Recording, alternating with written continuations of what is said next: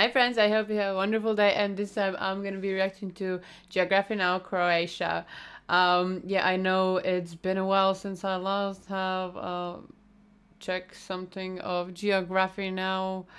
Um Sorry about it, and let's get back to it, I guess. So yeah, let's check it out. This episode is brought to you by Live Me. Yes, Game of Thrones was filmed here. Oh.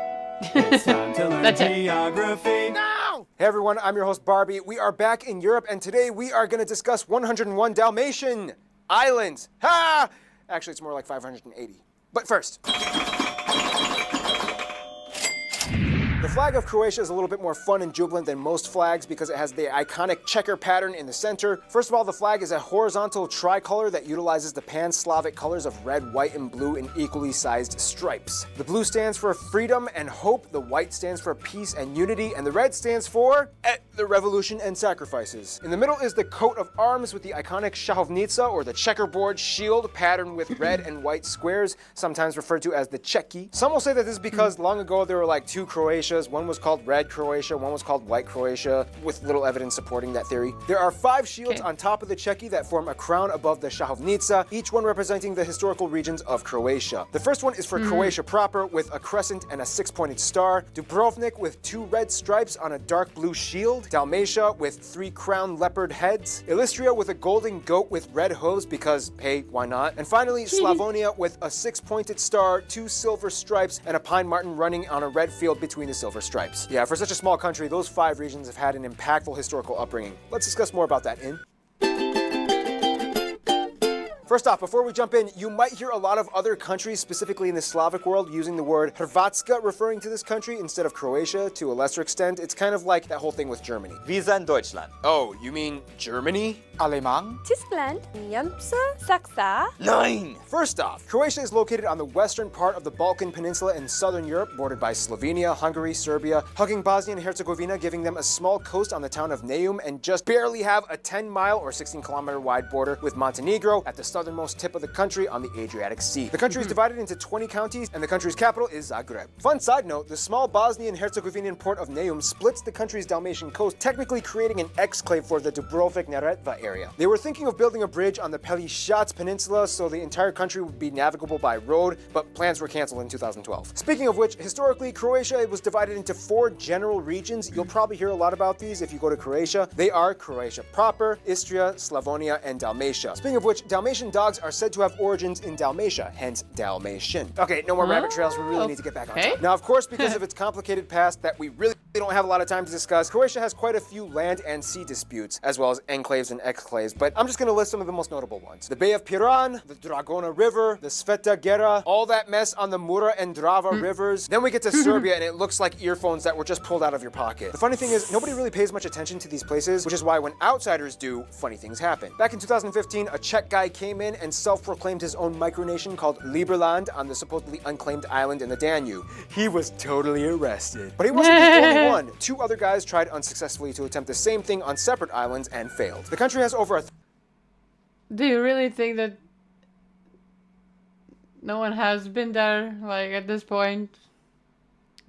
1,000 islands on the Adriatic coast, even though only about 50 of them are inhabited. The largest ones being Cres and Krk, which even though Croatia ranks around 125 in country landmass, it's all the way up to spot 20 in coastline length. That's more than Sweden and South Africa combined. In your face, Mongolia! By the way, homework assignment, see if you can find this heart-shaped island off of Croatia's coast. Zagreb may be the capital, but people come here to see Pula, Zadar, Split, and Dubrovnik. The Croatian coast is claimed by many to be by far one of the most captivating places in the entire world to visit, especially to witness a sunset. Oh yeah, and Zadar has a strange thing called a sea organ that looks and sounds like this. Okay, let's talk about plants. What? It was basically those stairs? What? Huh? And animals and stuff now, shall we? Okay, so Croatia may be primarily known for its coast. However, that doesn't mean that there aren't any notable features inland. Although a lot of the land outside of urban centers is used for farming, Croatia still retains some world-renowned nature zones and national parks. First of all, the country is kind of split along the Dinaric Alps that meander diagonally across the northwest regions all the way to the south along the border of Bosnia and Herzegovina. The division kind of encapsulates the inner flatter areas that slope down into the Pannonian Basin where all the rivers like the mighty Danube flow. Because of this division, Croatia experiences quite a contrast in climate even though the country takes up a small area. Zagreb can be completely different from Dubrovnik at any given time. About half of the entire country is made up of karst topography, which is basically another word for dissolved, cavey, limestoney ground that erodes into fascinating shapes and providing a network of basically cavey area. Just like we studied in Bulgaria, Croatia is loaded with caves. It's not that hard to find them, and many of them are absolutely breathtaking. Caves like the Blue Grotto on Bishevo Island and the incredibly deep Velebit caves that go down nearly 1,400 meters. Scary. Ah, that's cute. The one place that everyone in Croatia will proudly boast over will be the famous Plitvice National Park, which contains the Plitvice waterfalls and lakes, which is where the coolest music duo on the planet, Stephen Hauser and Luka Schulich, filmed their Mumford & Sons cover video. I can't believe I missed you guys like a month ago when you came into my town and did a concert. Sorry, I love Two Cellos. They're a great band. What? I can like music. Croatia also has that small Georgia Yeah, it's not just for Keith. Vetsky Desert and a wide range of wildlife such as bats, otters, elk, boar, martens, wolves, and that incredibly rare Eurasian lynx, the largest land cat in Europe that can be found here as well. The coast, though, once again takes the center stage when it comes to Croatia's spotlight moment. Because of its islands and coast, Croatia has had a huge boost in tourism in the past 2 decades, an industry that outsiders didn't exactly have access to prior for the longest time, and the reason why will be discussed in...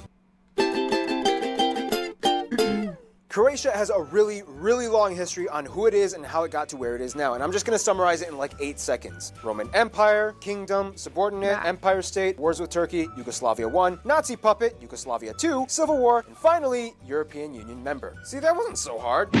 You forgot the Illyrians. First of all, the country has about 4.5 million people and is actually one of the 30 or so countries experiencing a population decline. The country is made up almost entirely of ethnic Croats, around 91%. Serbs make up about 5%, and the rest is a slew of other people groups, mostly Slavic, but toss in a few Italians, Jews, and why not some Chinese, and hey, you got Croatia. Now, like mentioned in the Bosnia and Herzegovina episode, pretty much everybody in the Slavic Balkan nations can understand each other, especially these 4 countries. The only difference is that these 2 write in the Cyrillic alphabet and these 2 write in the Latin alphabet. It's a little more difficult for these 4 countries to understand the remaining Baltic states, like Slovenes and Bulgarians and Macedonians. I mean, the former Yugoslav Republic. Just call them Macedonians. I was thinking Baltic. You were talking about Baltic something, what?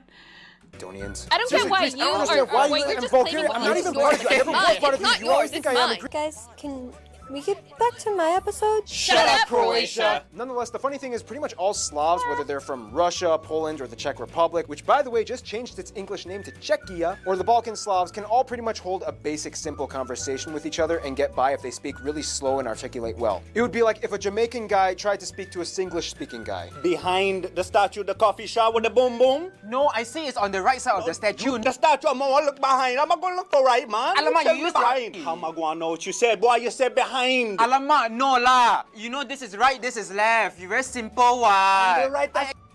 Okay, the right. Okay. All you had to say is the right, not behind. Clear now. Yeah lah, clear already lah. Alamak, On give the you right. simple instruction also don't know. You are clear now. Okay lah, win already lah. Guys, that was Kevin and Layton. Give him a round of applause. Another quick way you can tell the Slavic Balkan states apart is the denomination. Croats and Slovenes are predominantly Catholic, while Serbs and Montenegrins are typically Orthodox. Croatians love water polo, and don't even get started on the whole Nikola Tesla thing. He was a Serb. But he was born here. But he was a Serb! But he was born here. Essentially, Croatia went from the fall of Yugoslavia and socialism in the 90s and the Civil War in the mid-90s to being labeled as the top travel destination by Lonely Planet in 2000-something. I think it was like 2005. Dude, Paul, seriously, we gotta check our sources. You're making us look bad. Shut up, Brandon! I'm doing my best! Let's talk about Croatia's friends.